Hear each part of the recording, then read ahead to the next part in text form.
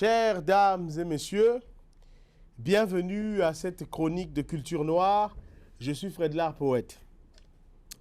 Certainement, nous connaissons tous ce mot, nous l'entendons très souvent, parfois nous ne le comprenons pas. Le musée est un lieu dans lequel sont collectés, conservés et exposés des objets, des œuvres d'art ou un patrimoine immatériel dans un souci d'enseignement et de culture. Forcément, nous ne pouvons parler des musées sans parler du musée Ma-Luango, qui est un musée situé dans le Kwilu, au sud de la République du Congo, à l'extrême sud de la République du Congo. Luango, nous le savons, était la capitale du royaume Luango. Et comme nous pouvons aussi le constater, c'était aussi la capitale politique de notre pays, le Congo-Brazzaville, à une époque bien précise. Il est important de préciser que cet épisode est consacré à la question muséale, mais pas de façon très historique comme nous avons l'habitude de l'observer, en ne chiffrant que des choses, en ne parlant que des dates, ou en regardant simplement les faits qui nous ont d'ailleurs été parfois transformés. Mais ici, nous allons essayer de faire un bilan de nous-mêmes. Quand je parle du bilan de nous-mêmes, je parle du travail que nous sommes censés faire. Mais je ne parle pas du travail que les gouvernants sont censés faire. Je parle du travail que les citoyens sont censés faire. Et ça, c'est très important. Il est forcément très étrange de constater qu'on vit dans une ville. Et je vais vous faire le rapport pour que vous ayez une idée beaucoup plus claire de là où je vais en venir. C'est quand même extrêmement difficile à croire qu'on soit citoyen vivant dans cette ville mythique, Luango. Vous devez comprendre que nous parlons ici d'une porte d'entrée pour plusieurs Européens qui n'avaient pour raison que notre richesse, qui voulaient absolument explorer le monde. C'est comme ça qu'ils voyaient les choses. Et là encore, il faut expliquer que leur exploration à eux était normale, puisque pour eux, venir en Afrique, découvrir d'autres terres, d'autres cieux, d'autres monts, d'autres plaines, c'était une découverte. Et je dois rappeler ici que nous avons lu leurs livres. Ce sont les livres qui nous ont donné qu'on a lus.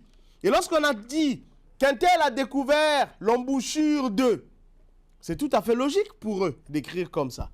Lorsqu'ils nous disent qu'ils ont découvert les Amériques, c'est normal pour eux. Celui qui écrit ce livre a constaté que celui qui est en premier, la personne qui l'a découvert, ce continent, était Christophe Colomb pour lui. C'est logique d'écrire qu'ils ont découvert les États-Unis ou les Amériques.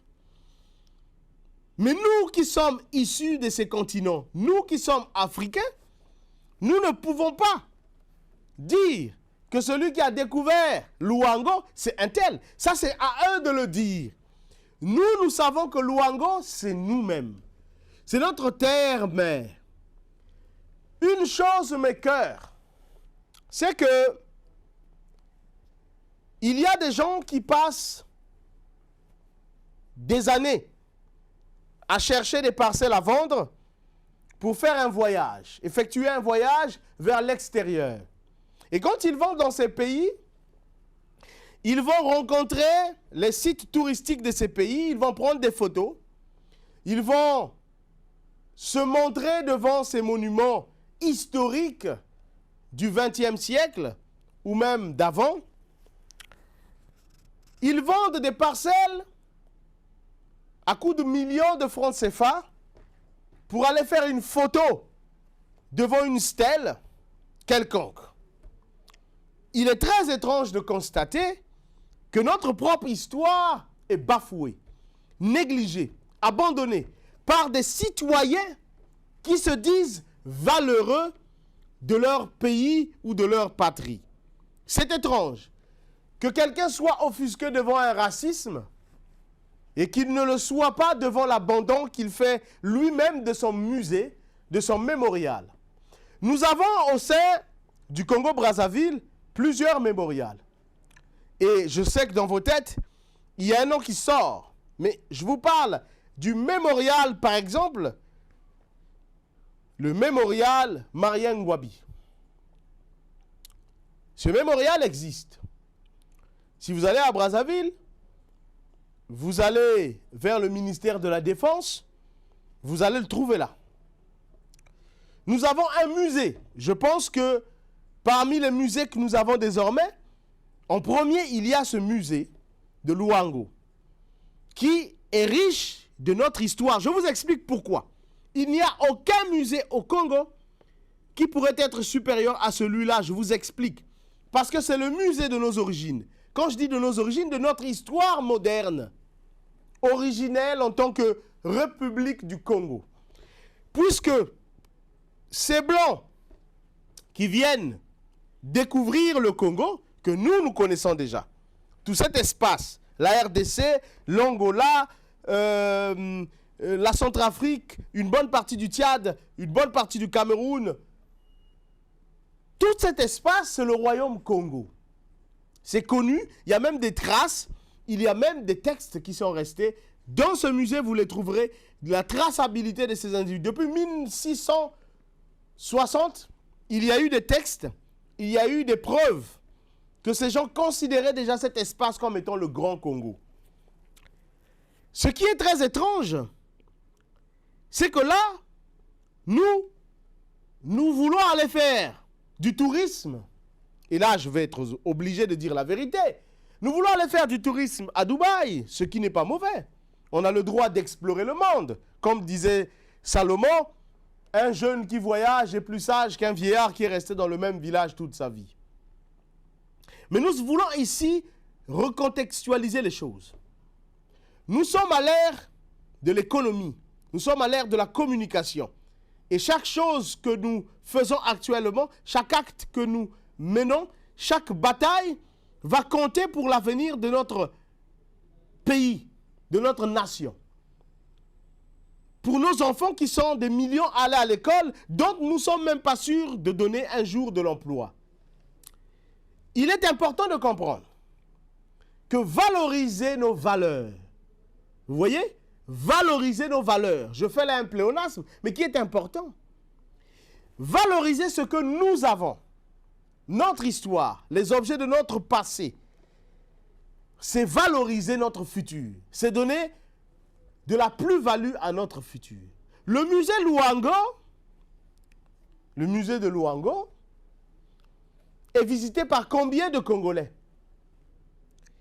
Combien sommes-nous à cotiser, à s'organiser alors que ça ne coûte absolument rien, à aller visiter ce musée? Il faut savoir qu'il est situé à peine à plus de 20 km de Pointe-Noire. C'est-à-dire qu'il y a une ligne de bus qui vont jusqu'à cet endroit. Sinon, proche de cet endroit. Nous avons, avant même d'arriver à ce musée, une partie très importante de notre histoire, la baie de Luango. Nous avons là une stèle qui marque très bien combien l'esclavage est passé par là. Le projet de l'UNESCO avec le gouvernement congolais, la route des caravanes, qui nous explique clairement qu'en marchant sur cette route qui mène jusqu'à Matombi, c'est marcher sur les pas de l'histoire. Combien sommes-nous lorsque nous arrivons à Pointe-Noire, quittons Brazzaville, Oyo, Ouesso ou bien d'autres coins du pays, nous nous précipitons à aller visiter le musée ou la route des caravanes ou le lieu où étaient déportés les esclaves. Il faut savoir que les historiens sont partagés sur cette histoire. Certains nous disent que D'après les archives qu'ils ont eues sous leurs yeux, plus de 2 millions d'individus, donc d'Africains, sont passés par la baie de Luango. L'histoire va nous démontrer par plusieurs chercheurs qu'en réalité, ils étaient plus d'une dizaine de millions.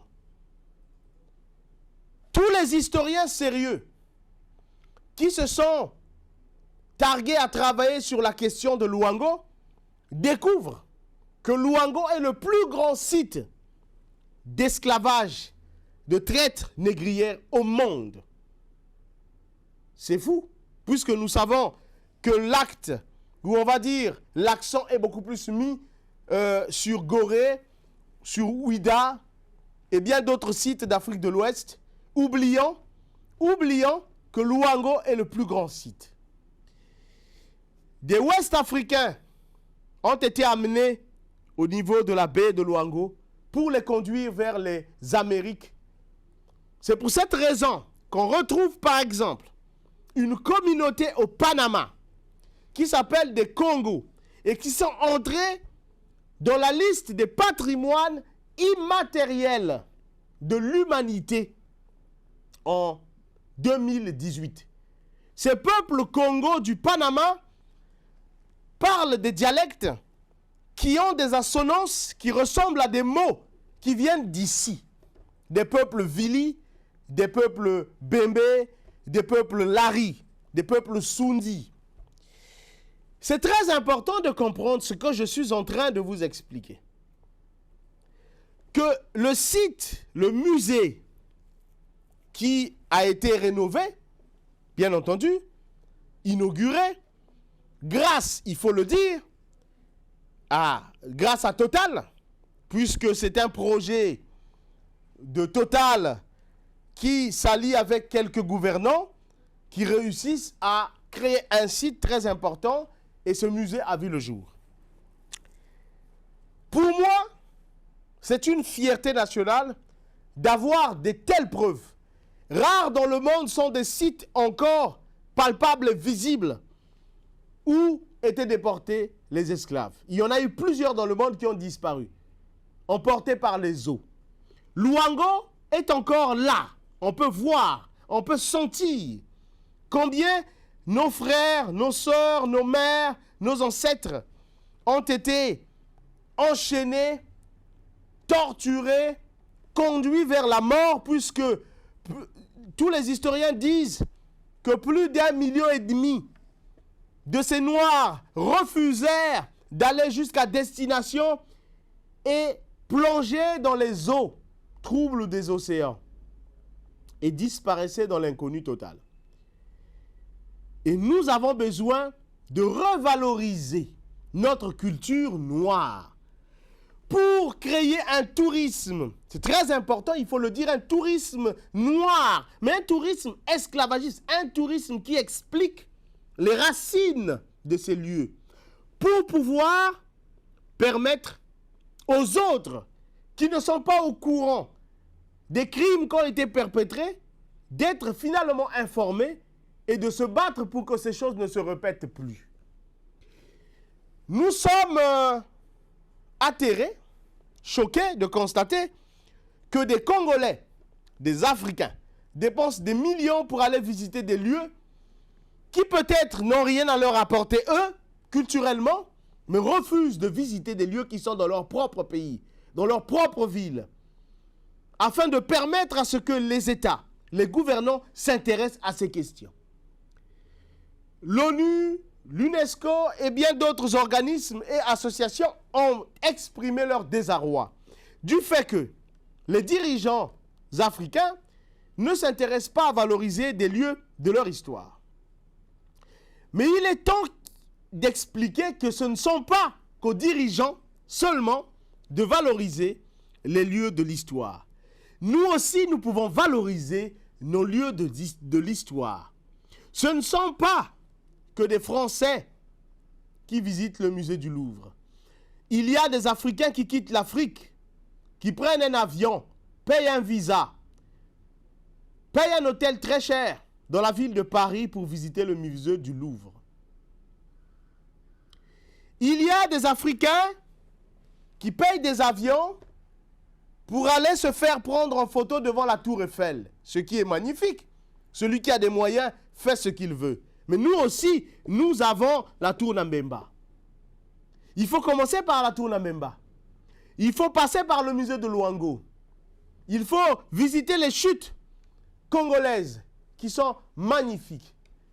À partir du moment où nous avons été capables de faire ça pour notre pays, nous avons donné de l'argent aux employés touristiques qui sont ici. Nous avons dormi dans les hôtels locaux, le tourisme intranational et intra-africain. Nous avons été visiter la maison de Thomas Sankara.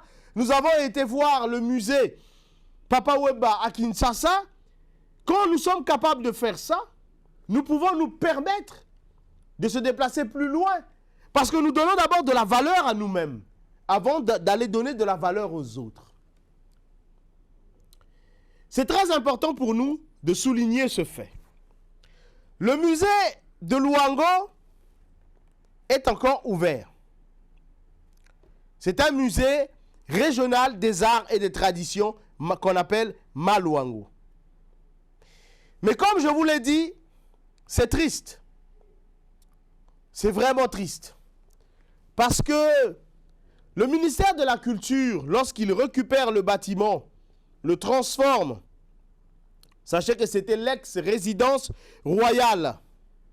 Le 10 avril 1982, Jean-Baptiste Tati Loutard, alors ministre de l'Enseignement secondaire et supérieur, de la Culture et des Arts, inaugure le musée. En 1992. Depuis, le musée Maluango est une institution publique dont le but est de protéger le patrimoine culturel et historique du Congo dans toute sa diversité. Il était ouvert au public, estudiantin et chercheurs, et à toute personne désireuse de s'imprégner de l'histoire de cette région de l'Afrique.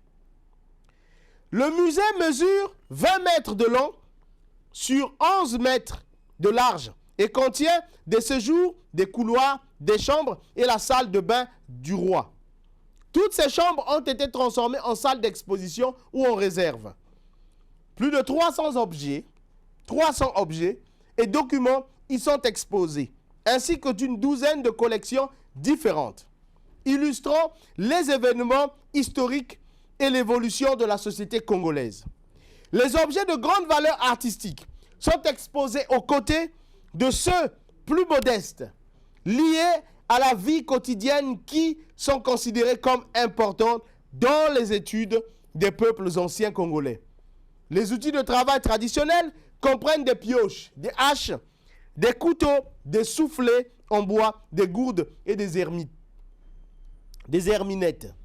Les bijoux et vêtements traditionnels comprennent des pagnes, des coiffures et costumes tikumbi, jeune fille nubile, donc vierge. Les objets domestiques sont représentés par un tapis de jonc ainsi que de la paille et des ustensiles de cuisine. Les armes et les pièges sont des lances, des couteaux, des arbalètes, de cloches de chasse en bois, des pièges de chasse en acier et des filets. Les objets traditionnels de culte incluent des statuettes en pierre, un masque Pounou, le masque Kindumu, ainsi que les figurines Kébé et Mbouma. Les instruments musicaux traditionnels sont ceux des groupes ethniques Yombe et Dondo. C'est grâce à la passion du conservateur du musée, Joseph Kimfoko Madungu, pour l'anthropologie, l'ethnologie et la muséographie, que ce musée a gardé une âme et est le seul musée qui fonctionne actuellement au Congo. Nous allons quand même expliquer qu'il y a d'autres musées, comme le musée Makuiza, qui se trouve à Tchétché, au cœur même de la ville. On lui doit les collections exposées au musée de la culture, n'y portent qu'un intérêt dérisoire. Deux jeunes universitaires, Louis-Marie Ponzou, ont pris la suite après sa retraite. Dès 2004, Kimfoko estimait que la pérennité du musée était menacée. Mes chers compatriotes, il est important de comprendre. Là, nous étions en train d'expliquer l'ancien. Le nouveau musée, le nouveau projet, Au regard de l'état de délabrement avancé de l'ancien bâtiment, ainsi que de l'état de conservation jugé critique de certaines pièces organiques des collections, la société Total et EP Congo est venue à la rescousse de ce haut lieu de la mémoire collective. Elle a financé et construit la base la plus importante pour l'étude historique et scientifique du Congo, à savoir le nouveau musée Maluango de Diosso. En effet, sous la férule de Jacques Azibert, directeur général de la filiale congolaise entre 2008 et 2012, qui a initié ce projet, Total a signé une convention de partenariat le 4 novembre 2014 avec le ministère des Hydrocarbures et le ministère de la Culture pour la construction du nouveau musée. Le 22 juin 2012, la pose de la première pierre de ce musée est effectuée en présence de Fidèle Ndimou, préfet du Kwilu, Roland Bouiti Viodo, le maire de Pointe-Noire, Jacques Azibert Abdourahmane Diallo, représentant résident de l'UNESCO au Congo et caution scientifique du projet. La dimension scientifique est claire. La collecte de nouveaux matériaux, l'inventaire et la restauration de l'existant aux normes internationaux, le classement selon les standards professionnels, l'utilisation de nouvelles technologies de l'information et la formation des futurs animateurs de ce musée. Dimension internationale, le projet s'inscrit dans une double dimension internationale. Voisin, primo, le site de l'ancien port d'embarquement des esclaves de Luango, voisin est sur la liste d'admission. Il faut préciser que le musée donc, est sur la liste d'admission au patrimoine mondial de l'UNESCO et donc de l'humanité depuis le 12 juin 2008. Secondo, il fait partie du grand projet de l'UNESCO appelé la route de l'esclave. Dimension régionale et nationale. Cet outil culturel permet aux Congolais, notamment les originaires du royaume de Luango, de connaître leur passé, avoir une conscience du présent et envisager l'avenir avec sérénité. Quels sont les objectifs visés de ce musée? La préservation et la valorisation des différentes collections témoignant de l'histoire et de l'héritage culturel du royaume Luango. L'exposition, la préservation et la transmission du patrimoine immatériel, des traditions et du savoir-faire de cette époque, etc., etc. Alors, c'est important de préciser que l'inauguration de ce musée Maluango a été faite le 23 août 2018 par le ministre de la Culture et des Arts, Dieudonné Moyongo, en présence du ministre des Hydrocarbures, Jean-Marc Tister Tikaya, du préfet du Kwilu, Paul Adam Dibouilou, et de plusieurs invités. Il s'est suivi l'inauguration d'une stèle de 6 mètres de haut sur le site de l'ancien port d'embarquement des esclaves de Luango vers les Amériques et les autres lieux du monde. Mes chers compatriotes, c'est important, c'est capital. Je nous incite à pouvoir visiter ces lieux historiques mémorables. Prenons nos enfants, allons avec eux là-bas, montrons-leur ce qui s'est passé, disons-leur ce qui risque de se passer si nous oublions encore ces lieux historiques qui ont permis à notre pays de vivre les choses les plus incroyables. Le Congo fait partie de l'histoire de ce monde. Nous sommes un peuple noir. Que nous soyons devenus blancs ou rouges ou jaunes, nous sommes un peuple issu d'une culture noire. Nous avons subi la traite négrière. Nous avons subi la colonisation. Nous avons connu l'esclavage à l'intérieur comme à l'extérieur. Nous avons été déportés de partout dans le monde. Il y a des Congos aux États-Unis, il y a des Congos en Amérique latine, il y a des Congos en Amérique du Nord. Et comme vous pouvez le voir, il y a des Congos partout, il y a des Noirs partout. Chers compatriotes, merci d'avoir suivi une fois de plus cet épisode de Culture Noire qui était basé sur la question muséale de Maluango. Nous aurons d'autres occasions pour vous donner des détails encore plus importants et des sujets sur bien des aspects différents. Nous remercions toujours la production NTI Média et nous vous incitons à regarder à travers les réseaux sociaux la rediffusion de ces émissions que nous tournons sur la chaîne NTI. Nous vous remercions. Moi, c'était Fred la Poète. Merci.